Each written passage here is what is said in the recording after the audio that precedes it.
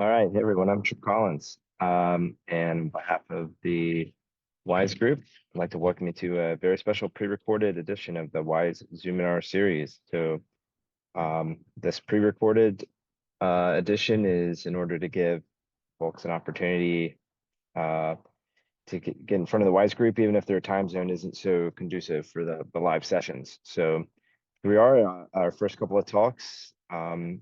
We have some great talks, both under the theme of waves and storms. Our first speaker is Carolina Gramcianinov, and Carolina did her studies at the University of Sao Paulo in Brazil.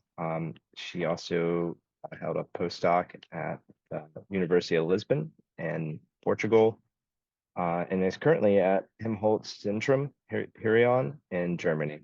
So Carolina, please take it away. Hello everyone, my name is Carolina. I work at Helmholtz-Zentrum Herion in Germany.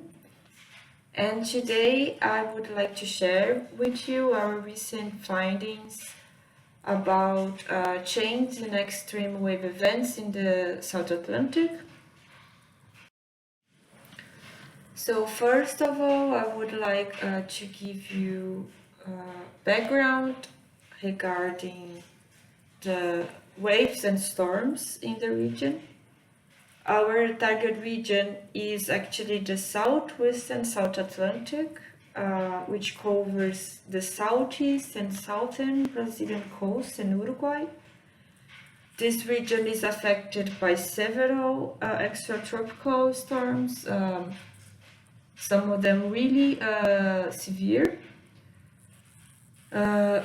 The upper right figure presents the storm track. So the shaded colored plot is the storm track in the summer and winter. And the black contour line is the genesis, the cyclogenesis associated with these storms. So you can see that the cyclones in the South Atlantic really are generated and developed very close to the coast. So most of intensifications occur nearby the coast, and this is really important to the wave climate in the region. Usually the configuration that we have in extratropical cyclones associated with extreme wave events in the coast is the one that we can see in the lower part of the slide.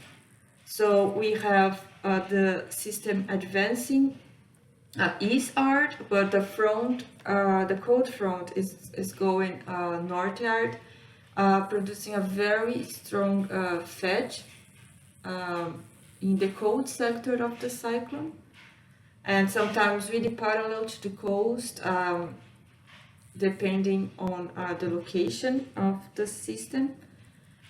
We also have some other configuration that is not so much common, but it happens. So we have in some cases the fetch developing along the cold front, and in this case it's not much important to the coast, but we have sometimes the fetch developing along the warm front, and in this case it's quite associated with extreme events in the coast, as the waves just propagate perpendicular to the coast. So it's really important to understand the extreme wave events in the region and also how they will change, because the region plays a large role in the worldwide economy due to important harbors and oil and gas productions. It has a high coastal population and a rich biodiversity.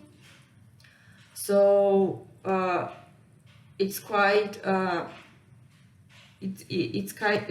important to really understand these changes in the region. More recent works showed an increase in coastal hazard and extreme wave events associated with cyclones in the region. Recently, SOSA, using newspapers and also internet reports,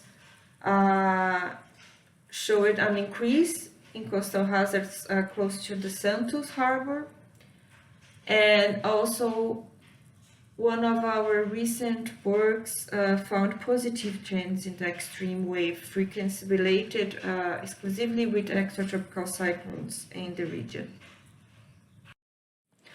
So the main goal of this work is to investigate these extreme wave events, focusing on the trends, to provide an overview and new insights into the regional wave climate in Southwest and South Atlantic.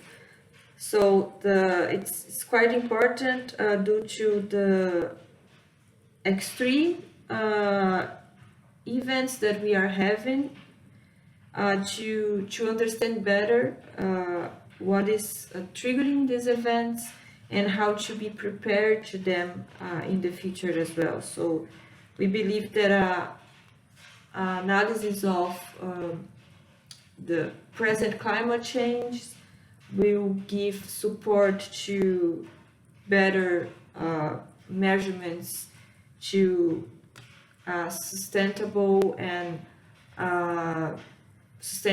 adaptations and also mitigations of this event. For this, we use several data sets, including satellite, some hindcasts, wave hindcasts, and wave reanalysis. But the focus here, especially in this presentation, due to the time, will be the findings with ERA5. In the article, you can find some validation, some discussion about the quality of the data and the time series. With, of course, there are some drawbacks on using this data set, especially due to the lack of assimilations before the 90s. But we really believe that it's important to do something, and this is the only long time series that we have available in the region. And it's important to say that it's widely used by Brazilian community as well to the wave studies. So we just believe that it's important to do this assessment, even knowing the biases related to using reanalysis and also the lack of data simulation in the early stages of the time series. We just computed the percentile for summer months and winter months, because if we just compute the percentile for the entire period or just for the winter months, we just mask the summer events, and we don't want that. We just want also to see changes, to analyze the changes in the summer. So we just have a percentile map for the summer and a percentile map for the winter. And with this percentiles, we have the threshold to apply an extreme event selection using a threshold and selecting the peaks, and it's possible to see the duration of the events, the intensity of the events, and it's a similar approach as made as WISE and Günther in 2009. And we also, with this method, it's also possible to associate another characteristics to the events as direction or peak period, etc. So we just, I will show some results regarding that. So as output, we have these maps of the climatology of these events and their characteristics. We have some tendency maps also based on these monthly maps that we produced. We have also the percentile tendency and especially the spatial percentile tendency I will show to you here. And in some strategical points of the coast, we have wave power and peak period directional change as well. And the reason why we just compute this directional analysis in 3 points is because in these 3 points we do have observational data. It's not a long period time series, but for the period that we had observation, we just made a small validation to see if ERA 5 was behaving accordingly, and we just because of that we use these 3 points, and they are quite representative of the northern part of the domain, the central part of the domain, and also the southern part of the domain. And for the possible mechanisms, we use cyclone tracks to compute tendency in their position, and also the wind associated with these extratropical cyclones to have a proxy of the fetch position and also compute this tendency. So first I will show a bit of, very briefly, the climatology that we obtained. Are quite in accordance with many previous work on wave climate in the region. So for the summer, we have, when we use the summer percentile to compute to obtain these summer events, we have more events in the northern part of the domain.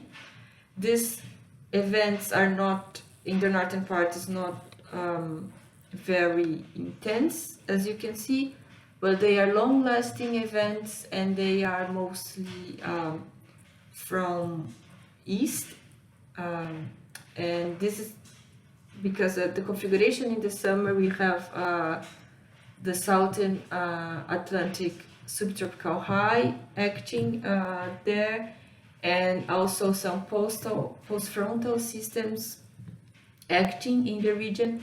And the reason why these systems are long-lasting events is because in the summer these storms are very slow, especially compared with winter, and there are also the formation of a convergence zone here, where we have this more dark colors here, which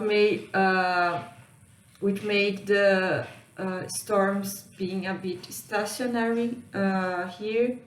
So this can justify this long duration in this part of the domain. And the storm track in the summer is more to the south, so we have more intense events here, but you're going to see that compared with the winter, it's very confined to the south of the domain. And in the winter, the storm track shifts to the north, and we have more intense events, more spread to the rest of the domain. We have the extreme events are more distributed in the area because of the more occurrence of systems, extratropical systems, and the duration is also not very long compared to the summer, because the systems are much more, the mobility of the systems are much higher, and there is a prevalence of southern quadrant waves because of the position of the cold front, as I showed to you, the structure of the extratropical cyclones in the region really contributes to the waves from south or southeast. So once we have the climatology and understand a bit of how the extreme wave climate behaves in the region, we can analyze the chains. So these chains were with the monthly maps.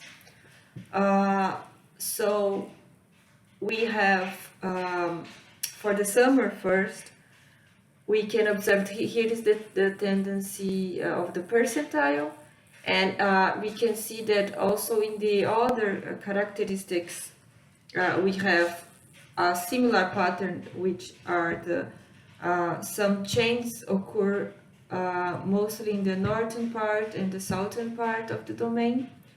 So looking in the percentile, we have positive trends between 1 and 2.5 centimeters here in most of the domain.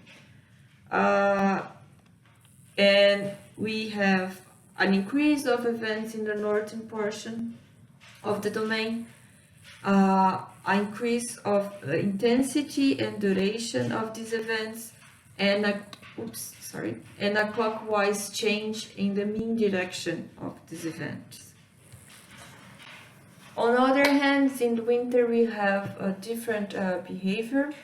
So the central portion of the domain present decrease of intensity and duration. We have some increase on these characteristics, but in the northern part of the domain.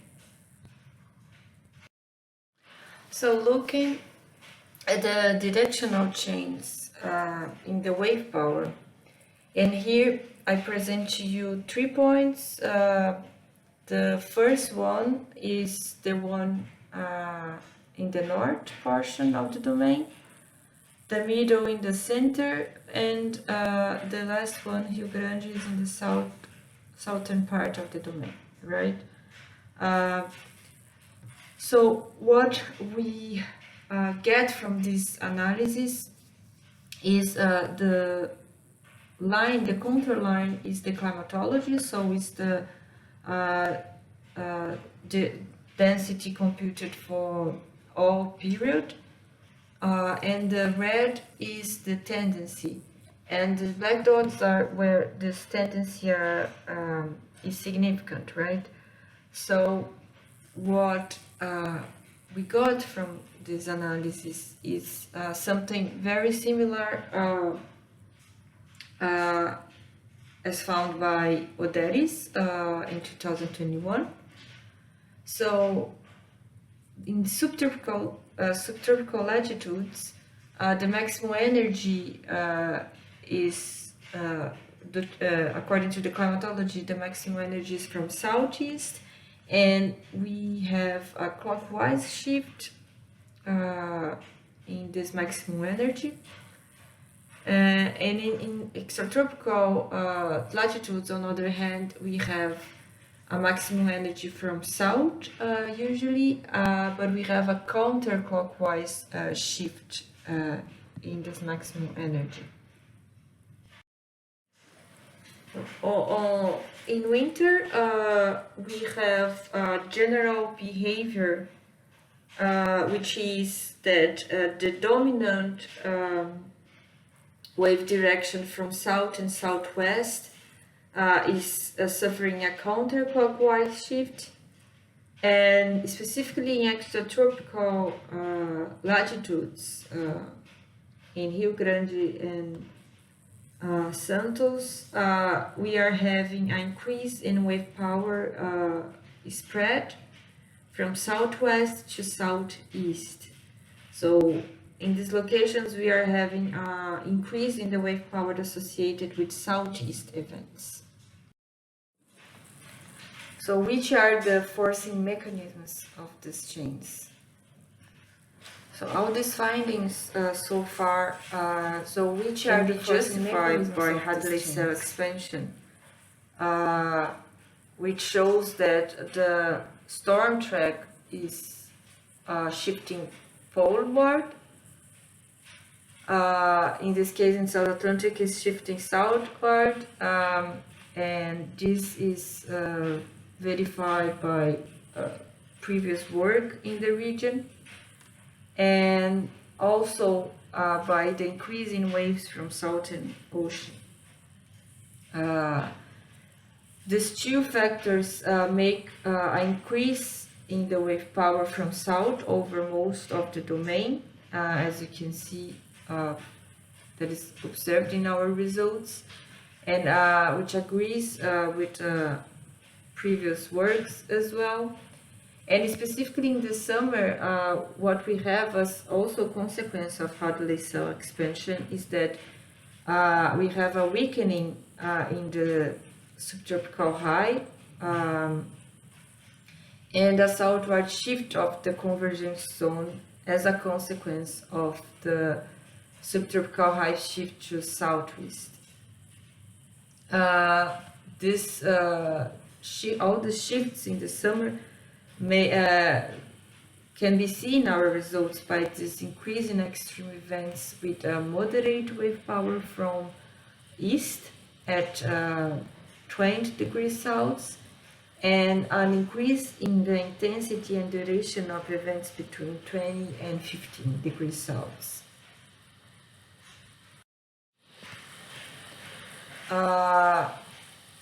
The changes specifically associated with the extratropical cyclones in the summer, they are also associated with the Hadley cell expansion mechanism. So we have the shift of cyclone occurrence to southeast. We have an increase in the density of cyclone centers between 40 and 30 degrees south, and the shift, this increase in density, as you can see in these figures, it's associated with the low displacement speed in the summer, because here I'm really looking in the center density, not track density. So when we have low speed displacement, and when we have long-lasting systems, we have an increase in the density. So this is the reason why we have this red center here showing this positive tendency, and this increase indicated by the arrow is in agreement with the observed shift in the South Atlantic convergence zone. So the convergence zone is going southwest,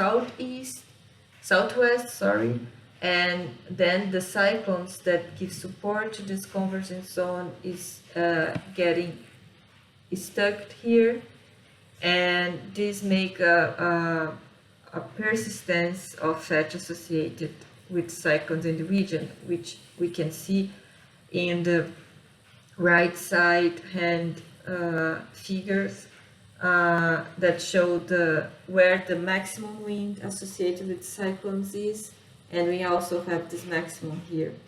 So this change of behavior in the sun are making the wave power from south to southwest at 25 degrees and 31 degrees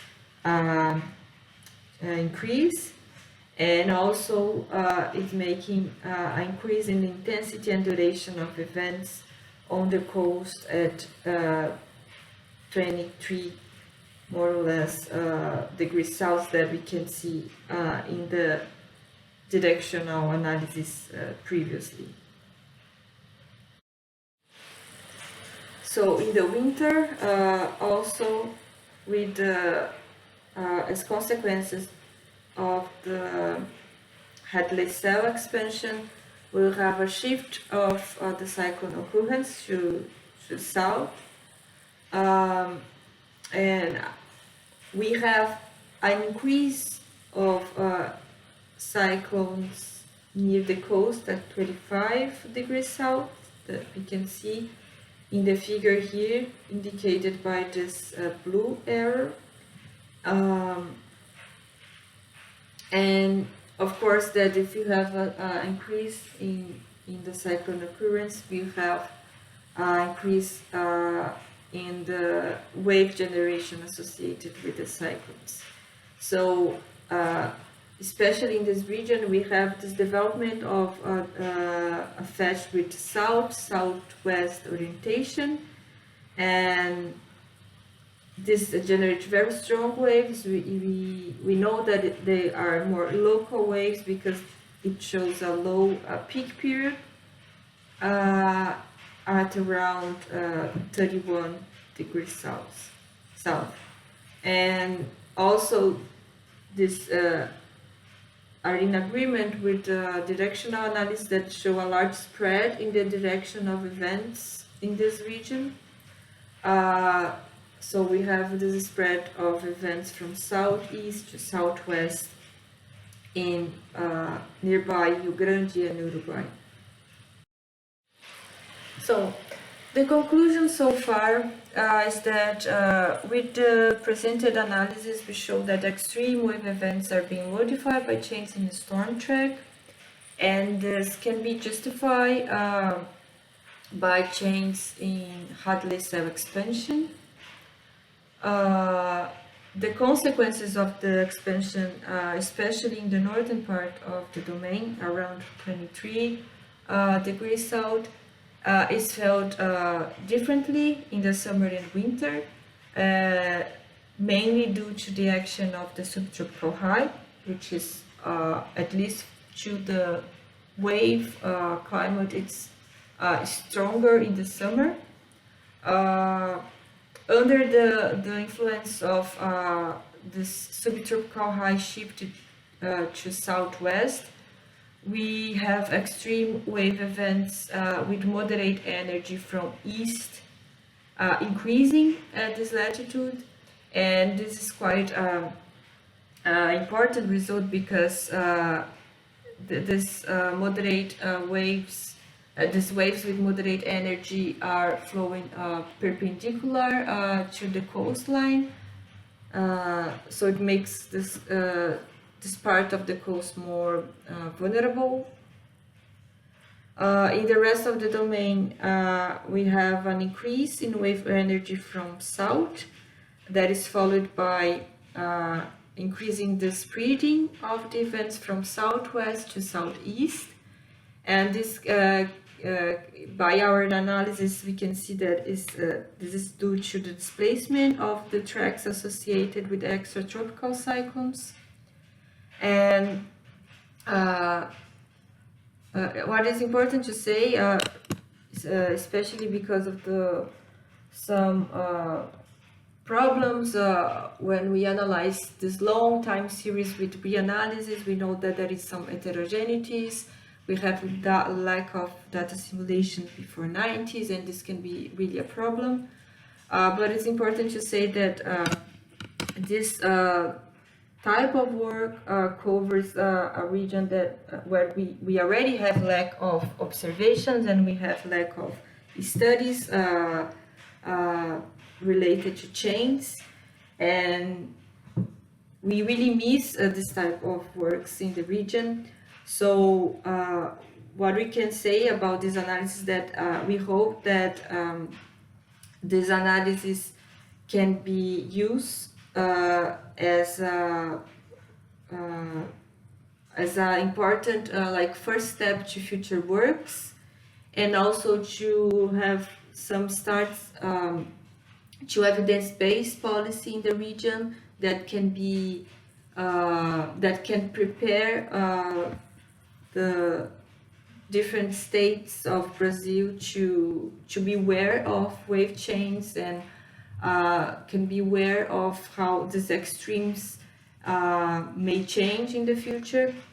So because of that, really think that this work is a good contribution as it gives new insights and ideas about how these changes will affect the coastline. So thank you very much for your attention. I would also like to say thank you to the WISE staff for the invitation and for this very nice opportunity to share this work. This is my email, so feel free to send questions, ideas, and here is the link to the article which has these results and much more. As I said, the validation, also a more robust discussion about impacts in the coast. So we are very welcome to assess. Thank you very much. All right, thank you so much, Carolina. And next up we have Guisela Matheson. Guisela also did her undergraduate and graduate studies in Brazil. And before pursuing a PhD, she spent some time in industry at Petrobras, but now she's finishing up her PhD at the University of Melbourne under Ian Young here. And so Gisela, please go ahead.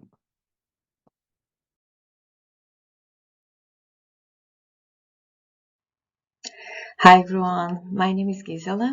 I'm at the University of Melbourne in the Infrastructure Engineering Department. I'm looking forward today sharing our research in climatology of tropical cyclone extreme wave heights. In tropical regions, tropical cyclones or hurricanes or typhoons represent the most intense meteorological forcing events. Extreme waves generated by these systems can cause damage to offshore structures and coastal settlements, can cause coastal flooding, beach erosion, and play an important role in the design criteria for engineering projects, risk assessments, and insurance proposals. As we know, tropical cyclones extreme waves analysis requires special resolution capable of defining extreme wave heights within tropical cyclones and long time series to form statistically reliable estimates. Our motivation was develop an understanding of the global climatology and projected changes of the extreme waves associated with tropical cyclones using a computationally efficient tool to help further analysis and decision making. The methodology of this study consists in four major components. The first part is updating the wind vortex model of Holland, including asymmetry and variable wind flow angle to have a more realistic wind field to be used in the wave generation. Then we move for the generation of synthetic wave field database, where a broad range of parameter combination of idealized tropical cyclones was used to force the WaveWatch 3 spectral wave model to generate an extensive synthetic tropical cyclone wave field database. This database was then used to parameterize the Fetch equation to calculate the significant wave height spatial distribution in a tropical cyclone and develop the parametric wave height model. Finally, this parametric wave height model was used to simulate wave heights using synthetic tropical cyclone database for each tropical cyclone basin. A direct return estimate of values of 1 in 100 year of HS was undertaken for these results for historical and future climate projections.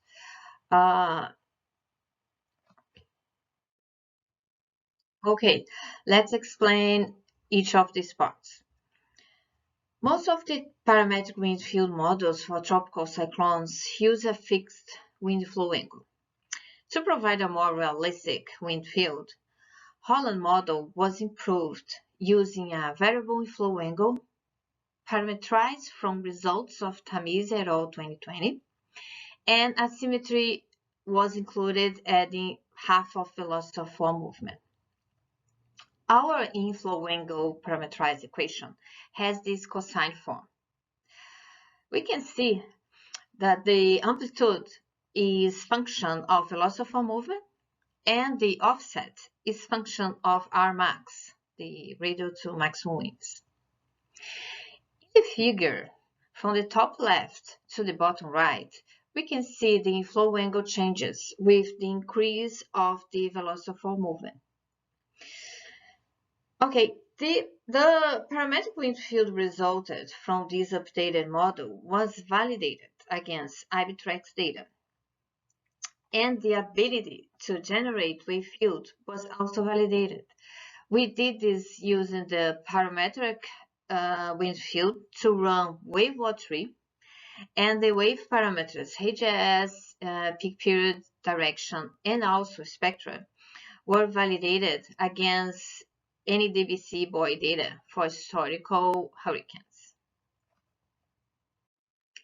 Let's move now for the wave field database generation. A moving grid implementation of WaveWatch3, forced by a broad range of combinations of idealized tropical cyclones, generated an extensive synthetic wave field database. Despite some gradient sprinkler effects, impacts on the prediction of swell ahead of storm, this approach was computationally efficient to build a robust wave field dataset.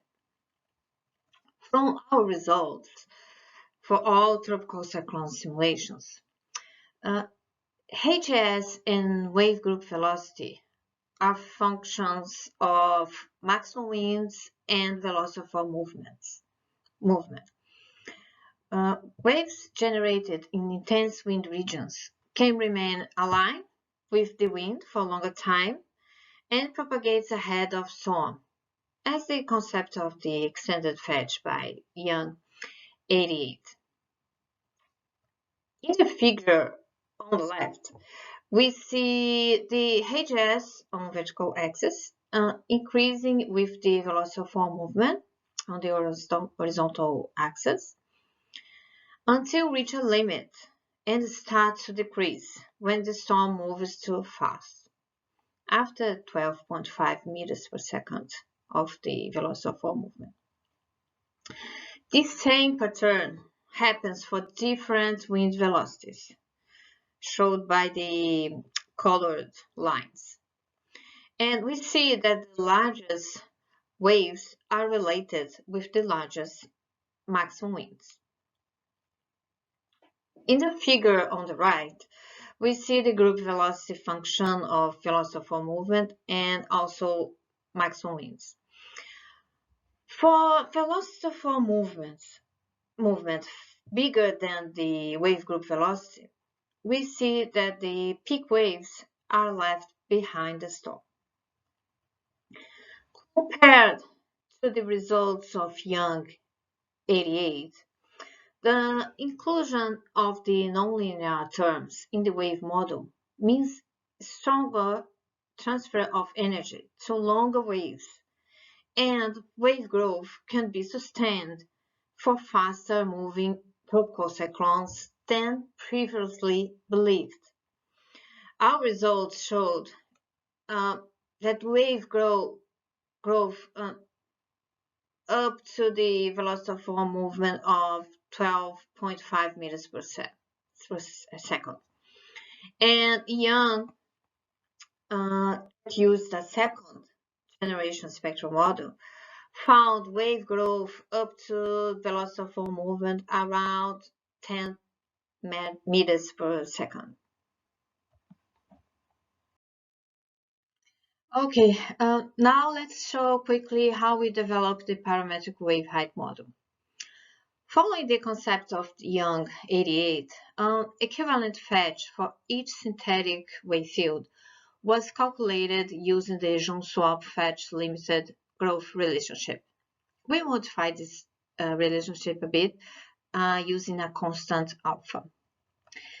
We have in these panels the plotted fetch in kilometers, function of velocity of movement in the vertical axis, and maximum winds in the horizontal axis. The Rmax, the max radius to maximum winds, is increasing from the left to the right, and R34 is increasing from up to the bottom of the figure. We can see that these results confirm extended fetch within a tropical cyclone is defined by maximum winds and velocity of movement, and the size of the fetch increase with the Rmax and also R34. We came up with this parameterized fetch equation that has a third-degree polynomial form, function of maximum winds and velocity of movement. Scale factors lambda for Rmax and gamma for R34. Using the modified Jones-Swap relationship, the maximum HGS associated to the fetch is calculated. The HGS max is applied to a normalized HGS by HGS max spatial distribution for the selected synthetic tropical cyclone wave field to determine the bidimensional HGS distribution within the storm. These are our parametric wave height model. In the figure, an example of this normalized HGS by HGS max distribution. When the Vmax is 50 meters per second, the velocity of movement 5 meters per second, R34 300 kilometers, and Rmax 30 kilometers. This model was extensively validated against buoy data and altimeter data as well for hurricanes in North Atlantic, typhoons in Western Pacific, and tropical cyclones in western coast of Australia. All results presented until here were published at Ocean Engineering in 2023, and you can check it out for more details. Let's go to the next part. Now I'll be presenting the extreme wave height analysis we done to build the global extreme wave climatology. The methodology applied for this part was wind parameters from the synthetic tropical cyclone database STORM was used by the wave height parametric model for the generation of HGS associated with tropical cyclones. The STORM is a statistical tropical cyclone model based on Arbitrax data, okay? The extreme value analysis through direct return estimate was applied to 1,000-year annual maximum values, resulting in 100-year return period significant wave height. Same approach was applied using the version of the storm for future climate to determine future global changes. To apply the wave parametric model, we need the tropical cyclone parameters, longitude and latitude of the track, the maximum winds, the velocity of all movement, the radius to maximum winds, and the R34, the radius of gale's force. The track position, Vmax above category 1 of Saffir-Simpson hurricane wind scale, and Rmax for each 3 hours was provided by storm database. Direction of the tropical cyclone propagation and the velocity of movement were calculated using the track positions from the storm database. The parameter R34 is not provided by the storm database, and it was calculated based in a relationship between the R34 and Rmax from IBTrax data for each tropical cyclone basin. In this slide, we have an example of the simulations for the Eastern Pacific tropical cyclone basin. On the three panels on the left, we have Vmax, velocity of movement, and Rmax synthetic tracks provided by storm database. And on the right panel, we have the maximum HS calculated by our parametrical model for each tropical cyclone track point. For this basin, the maximum Vmax was 76.9 meters per second, while the resulting maximum AGS was 19.3 meters. Just a reminder, these maximum results are for 1,000 years of synthetic data. Okay, having this maximum HS generated by the parametrical model for each tropical cyclone track point, we stored in a regular grid, and the annual maximum was then determined from this grid. The 1,000 years of annual maxima were ordered from the largest to the smallest, with the HS 100 ranked at the 10th data location, which we called direct return estimation. The left panel presents the predicted HS 100 results for Eastern Pacific Basin, and the right panel, the confidence interval for this basin, calculated using the bootstrap technique. We did 500 random repetitions. For region with highest HS 100, the confidence interval is plus minus 1 meter. But this interval can reach plus minus 3 meters in regions where the frequency of storms is low, like the northern part of this basin, for example. For Eastern Pacific, the maximum HS 100 calculated was 16.8 meters.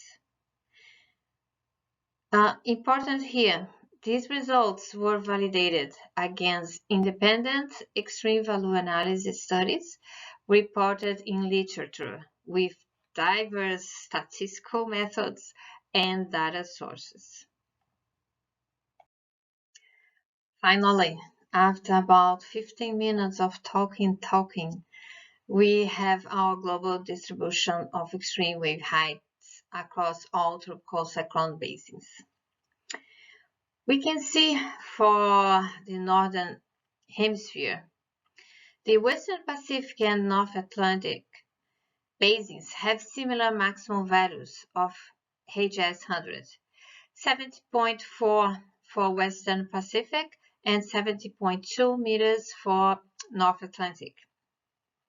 Eastern Pacific and North Indian show lower values for this hemisphere, 16.4 for Eastern Pacific and 15.5 meters for North Indian. For Southern Hemisphere, overall the values are lower than the Northern Hemisphere, and maximum values for HS 100 estimated for South Indian was 14.6, and for South Pacific was 14.7. They have similar magnitudes. These results were published at Scientific Reports in the beginning of this year, 2024, and you can check it out for more details, okay? Now let's show the tropical cyclone wave height simulations and extreme wave analysis for future climate projections. For wind parameters, we used the StormC synthetic database, which used 4 GCMs runs under high emission scenario over the time period of 2015 to 2050. We applied the same method to wave heights calculations and extreme waves estimations for each of the 4 GCMs, and then we used the ensemble median of these models to compare with the historical results presented before. On the left panel, we have the ensemble of the HGS 100 estimations for all basins. In the table, we can see the maximum value of these HGS 100 for each basin under future and historical climate. The maximums show a tendency in increase for some basins. We talk about it in the next slide. The figure on the right panel presents the confidence interval, and we can see that it's higher in the regions where the frequency of tropical cyclone is low, like I pointed out before in the example of historical results. Comparing the results from historical with the future climate, we have the global changes in extreme wave heights. For each grid point, we calculated the difference between future and historical HGS 100. We can see an increasing in extreme wave heights in Western Pacific, Eastern Pacific, South Indian, and South Pacific basins, greater than half a meter, and some areas reaching 2.5 meters. Difference greater than 3 meters occurred in areas with low confidence. We can see also a decreasing in half to 1 meter in extreme wave heights for some parts of North Atlantic, and a decrease around 2 meters in Bay of Bengal in North Indian Basin. These results agree with the trend of changing in extreme maximum winds from the synthetic database we used to force our simulations. Our results are submitted this month, and we can see more details as soon as published. In conclusion, the use of a more realistic wind vortex model and a third-generation spectral wave model was essential to construct the wave synthetic database and the development of the wave height parametric model. About the present tropical cyclone-generated waves climatology, we have Western Pacific and North Atlantic with the largest extreme tropical cyclone waves globally. South Indian and South Pacific tropical cyclone basins have very similar climatology. Related to the changes under global warming conditions, we see a tendency in increased magnitude of extreme waves for almost all tropical cyclone basins, exception for North Atlantic and North Indian, some part of them. And limitations of the approach used in this work include elements associated with the synthetic storm tropical cyclone database that we used, the parametric significant wave height database, our parametric model simulations, and the statistical variability of HS 100. Thanks for listening. I'm grateful for sharing this work with you, And if you have any questions, just get in touch via the email below. Thank you.